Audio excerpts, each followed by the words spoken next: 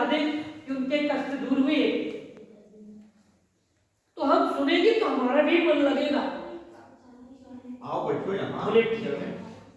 तो दूसरे अध्याय की कथा में बताते हैं श्री सूतवाच्य अथार्य प्रवक्ष्यामि ततमेन पुराजनः कश्चित्तासि पुरेरम्भे या विप्रोत निर्धनः चित्रव्याप्याकुलो भूत्वा नित्यं ब्राह्मभूतले दुष्टं ब्राह्मणं दत्त्वा भगवान् ब्रह्मणप्रियः वृद्धब्राह्मणरूपस्थं प्रपक्ष्यजमानः किमर्थं विप्रे किमर्थं ब्रह्मसे विप्रो महें नित्यं तदुःखितः तत्र क्रोधविद्याव कतदाम सत्तवः।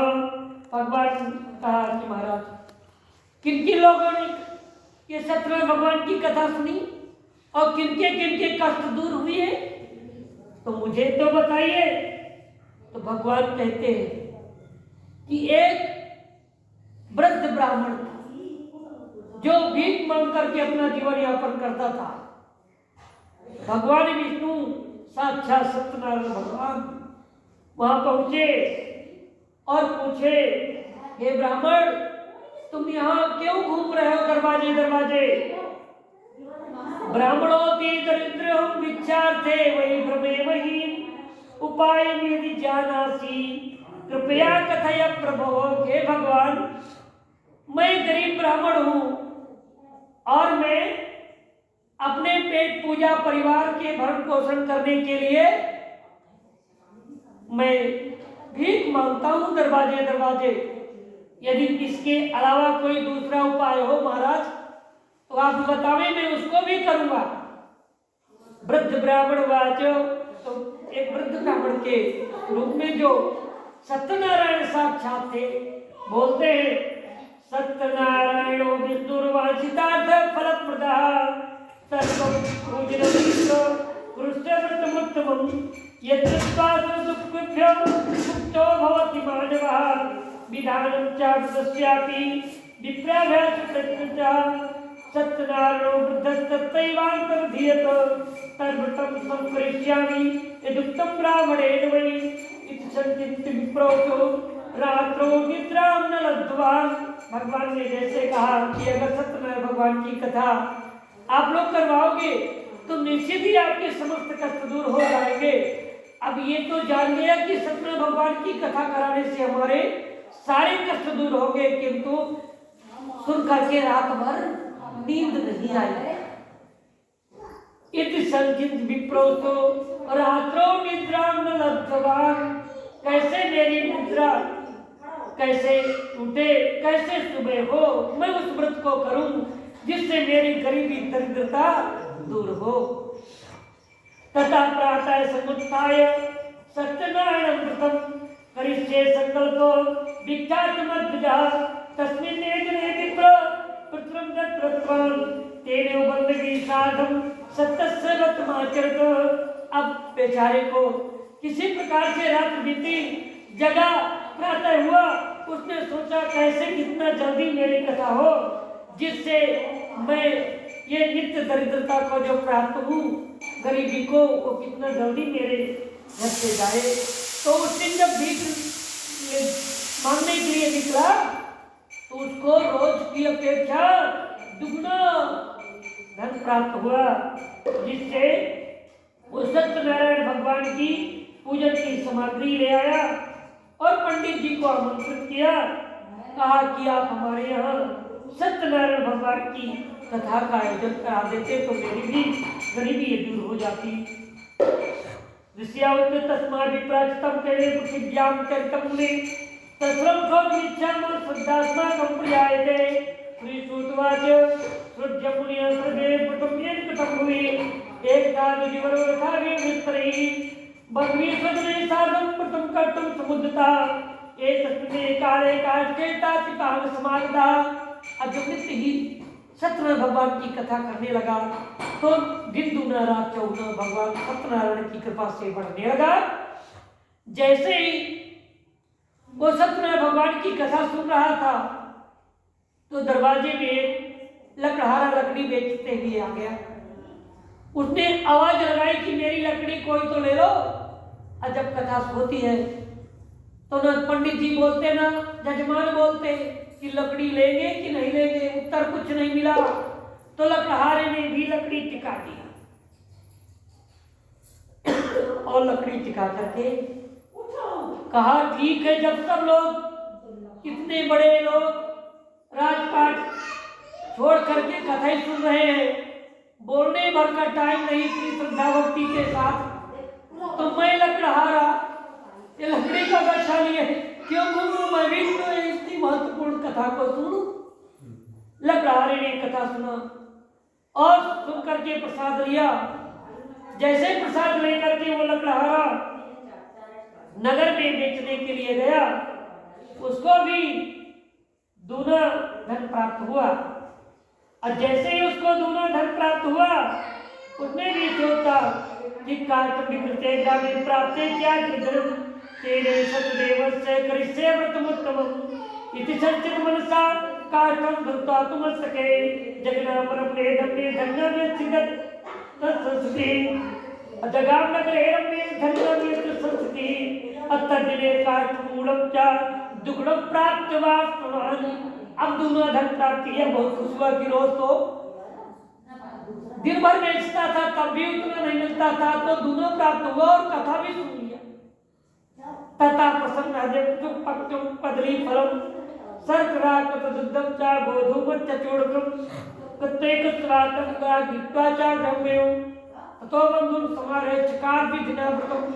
अब वो सब संपूर्ण सामग्री को इकट्ठा किया, शक्कर, पनीर, रोट की पूरी व्यवस्था और ला करके फल फूल इत्यादि करके ब्राह्मण को बुला करके तद्वतस्य प्रभावेण धनपुत्रार्मितो भवतो ईलोके सुखम भूत्वा चान्ते सत्यप्रमेयो। भगवान की कृपा से जब सत्यनारायण भगवान का आयोजन वो लकड़हारा भी कर लिया, तो उसके धन पुत्र से परिपूर्ण हुआ और अंत में भगवान के धाम को गया। बोलो वृंदावन जय की जय, सत्यनारायण भगवान की जय। जय जय स्कंद पुराणे देवाखंडे सत्यनारायण द्वितीयोऽध्यायः।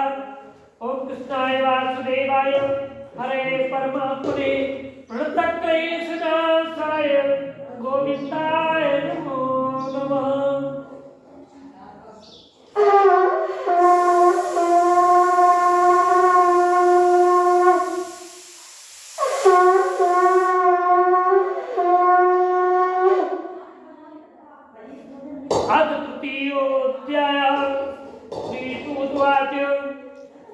पुनर्गे प्रोक्षामि सृज्यं पुनः पुराचो कामको नामो न प्रचासी महामती जित्या सत्यवादी यो दिवारे प्रति आर्याचा च मुग्धाचा स्रोजोतना सती भद्रशीला नदी तीरे सत्यस्य व्रतमात्रतो एकस्मिन् नदे तत्र साधुरेका समार्ता मणिता कपड़े कई परिपूर्ता नव सत्ता तत्तीरे जगामन प्रतिम प्रति दट्टाचा प्रवचनगोच प्रियक्षे विज्ञानिता साधुर्वाच किविदं पुरुषे राजन् भक्त्युच्यन्ते प्रकाशं कुरु तत्सर्वं श्रोतुमिच्छामि साम्प्रतं राजोवाचो पूजनं क्रियते साधो विष्णोस्तुत्यैसा व्रतं साधुदेवताजं पुत्यादिकाम्या भूपस्वचनं धृत्वा साधु प्रवाच साधनं सर्वे कृते मे राजन् करिष्येऽहं तदोदितं ममापि सन्ततिर्नास्ति हे तस्मज्जायते धूम ततो निवृत्तिवाणिज्यान् सानन्दो ग्रहमागता। कहते हैं महाराज, प्राचीन काल में एक मूर्खमुखी नाम का राजा था। वह भी बहुत जितेंद्रिय और बुद्धिमान राजा था और ब्राह्मणों को संतुष्ट किया करता था। और कमल के समान मुखवारी उसकी एक धर्म पत्नी थी, जो शील, विनय, सौंदर्य आदि गुणों से संपन्न थी। वो पतिव्रत की परायण थी। एक दिन वे भद्रशिला नदी के किनारे सत्यनारायण भगवान की कथा ही सुन रहे थे। उसी समय ये राजा उनका मुखी पहुंचे और वहां पहुंच करके पूछते कि महाराज ये क्या कर रहे हैं आप? उन्होंने कहा पूजनम क्रियते साधो विष्णुलुप्तेसा व्रतमता सुजनेसा जब पुत्राद्यादिवाप्ति काम्या। मेरे पास पुत्र इत्यादि नहीं, पुत्र पौत्रों की वृद्धि के लिए मैं सत्यनारायण भगवान की कथा को सुन रहा हूं। राजा ने कहा महाराज आप तो ये पहले भी जानते थे मेरे भी संतान नहीं है, और ये आप मुझे वही बता देते तो आज मेरे भी संतान होती।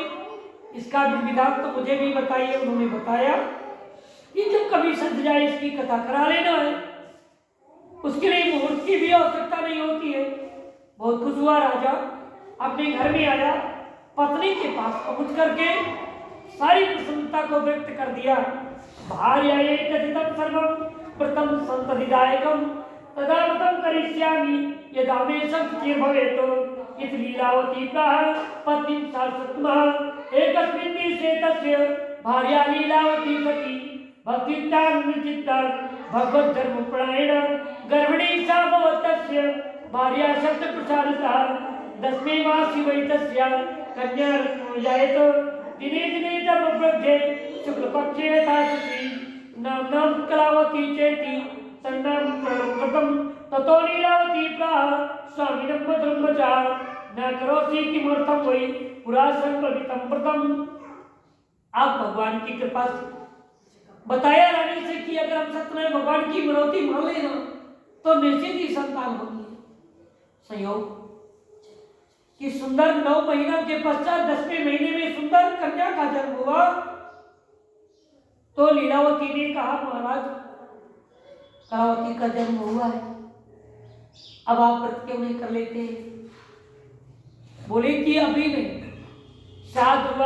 विवाह समय तस्या करिष्यामि व्रतं प्रिय इति भार्या समासास्य जगामणगरं प्रति ताकलावती कन्या विप्रे क्षेत्र में सुनी दुष्टाग्न तथा साधु नगरे सगिरीचा मंत्रितं दूतं दूतं प्रेष्यामास धर्मितो व्यासं च कन्याया प्रवचेत विचार्य येन गतदूतोऽसौ काचनं नगरं ययो तस्मादेतं बलिपुत्रं समाहितो दिशा दुष्टसुन्दरं बालं बलिपुत्रं गुणान्वितं ज्ञानविमन्विता तच्युतेन तच्चेष्टा ज्ञानविमन्वितादं परच्युतेन चेष्टा दत्त्वा सारिपुत्राय कन्या विधानता। अब भगवान कहा ठीक है शादी के समय में सत्यनारायण भगवान की कथा सुनेंगे। तो संयोग ऐसा हुआ कि दिन दूना रात चौगुना कन्या बढ़ रही थी, तो उस कलावती का ब्याह एक सुंदर राजकुमार के साथ करा दिया गया। किंतु शादी के समय में वो सत्यनारायण भगवान की भी कथा भूल गई। अब जब भूल गई तो सत्यनारायण भगवान नाराज हो गए।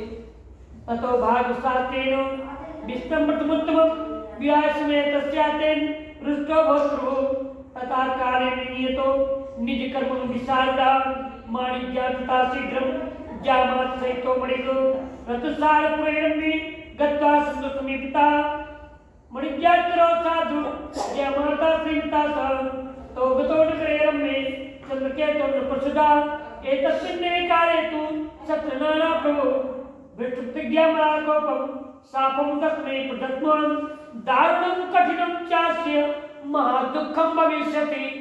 अब ससुर दमाद दोनों को सत्यनारायण भगवान ने श्राप दे दिया, इस विवाह के संबंध से आप लोग खुशी नहीं रहोगे, क्योंकि सत्यनारायण भगवान की कथा अपनी मनौती मानी थी। न तो गर्भ में आई संतान तब सत्यनारायण भगवान की कथा भी नहीं कराया, उत्पन्न हो गई तब भी नहीं कराया, पत्नी ने याद दिलाया तब भी नहीं कराया, और शादी योग्य हो गई कहा शादी के बाद कराऊंगा, शादी भी करा दिया तब भी नहीं सत्यनारायण भगवान की कथा कराया। तब तो आपको जाओ बहुत दुख दोनों को भोगना पड़ेगा।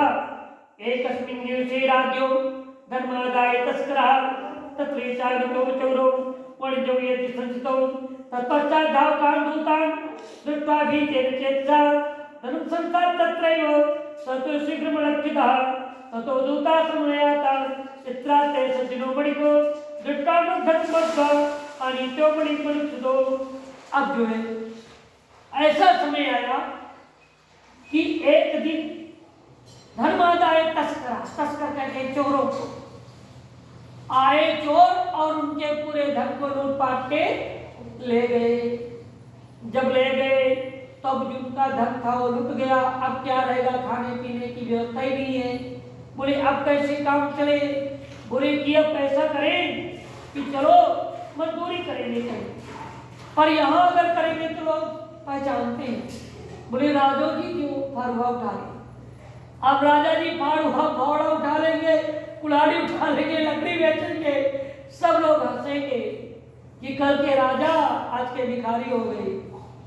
तो बोले यहाँ तो मजदूरी भी नहीं करेंगे, जाएंगे जहाँ कोई पहचानता ना हो, ऐसे देश में जाएंगे। अब दोनों ससुर और दमाद कमाने के लिए चल दिए। जब चल दिए तो वहां पर जाकर के एक राजा के राज्य में चोरी हो गई। और चोर चुरा के धन भाग जा रहे थे। तब तक ये पीछे से राजा के सिपाही पहुंच गए तो चोर सामान फेंक के चले गए। अब सिपाहियों को सामान तो मिल गया, पर अब कोई दो व्यक्ति मिल जाए तो कह देंगे चोर है, ये धन है। नहीं, यदि चोर नहीं मिला, सामान मिला तो अर्थात सिपाहियों ने चुराया, ये सिपाहियों के निजी आदमी रहे होंगे, तो कोई तो चाहिए तो इनको झूठे इल्जाम में दोनों को चोर बना करके राजा के पास पहुंचा दिया। एकस्मिन् निश्चयाय दुजातादि मंदिरम सत्याप्रत्यम प्रत्यय सत्यनारायण सचा। अब भगवान सत्यनारायण भगवान का जो अपराध था तो जेल में पड़ गए। अब सोचने लगे हमने क्या किया, कभी ऐसा तो गलत काम किया नहीं कि जेल की हवा खानी पड़ रही है। उधर पत्नियों ने सोचा राजा कब के गए, अभी तक लौट के नहीं आए। अब बताओ, राजा लौट के नहीं आए, घर में कुछ खाने को नहीं है, तो कैसे यहाँ का काम चलेगा। तो याद आई कि हमने कोई मनौती मानी थी राजा को। तो राजा ने बताया अपने दमाद से कि हमने कलावती के टाइम में जन्म के समय में मनौती मानी थी सत्यनारायण भगवान की, पर जन्म हुआ तो नहीं किए। शादी में फिर कहा करेंगे तो भी शादी भी कर दिए तो नहीं करेंगे। और जब नहीं करे तो वो शायद आज उनका दंडा पड़ गया। अब याद आ रही करेंगे क्या, क्योंकि जेल में बंद। भगवान ने सोचा था कष्ट में आखिर स्मरण तो कर लिया। भगवान खुश हो गए। उधर उनकी पत्नी ने सोचा जब खाने के लिए कुछ नहीं है तो चले एक मंदिर में सत्यनारायण भगवान की कथा होती ही रहती है, चलेंगे तो प्रसाद मिलेगा। तो आज का दिन एक मुट्ठी प्रसाद में एक लोटे जल के साथ कट जाए। तो गई, प्रसाद पाई। कथा सुनने के बाद भाव कुभाव अनख्यालत हूँ, नाम जपत मंगल दिखि दसहु। तो उन्होंने देखी मानी मनौती पति ने, सुनो पत्नी ने, कहा सुना मंदिर में। इतने से भगवान खुश हो गए।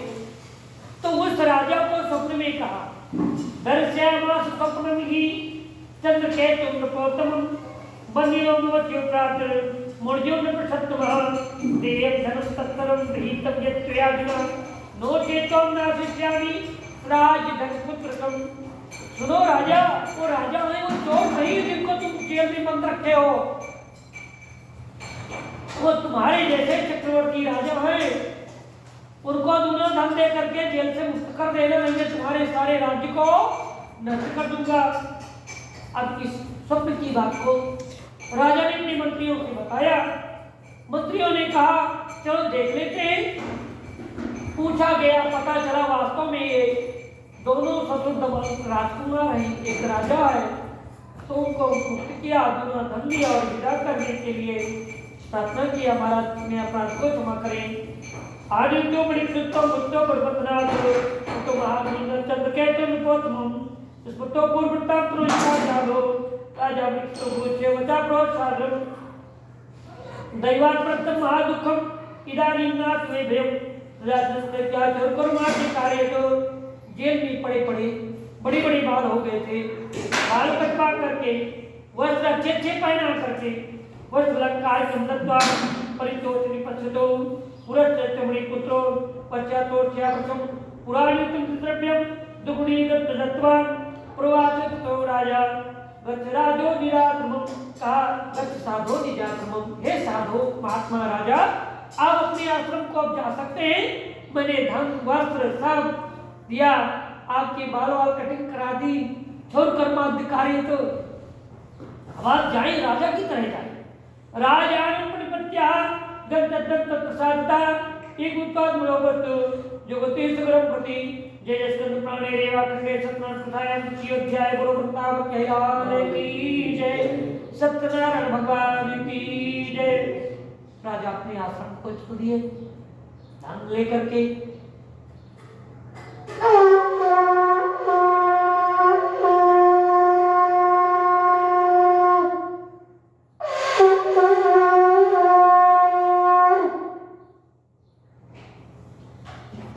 गुरु वृंदावन कहलाने की जय। अथ चतुर्थोऽध्यायः। श्रीसूत उवाच यात्रां तु कृतवान् साधु मंगलानि पूर्णकं ब्राह्मणे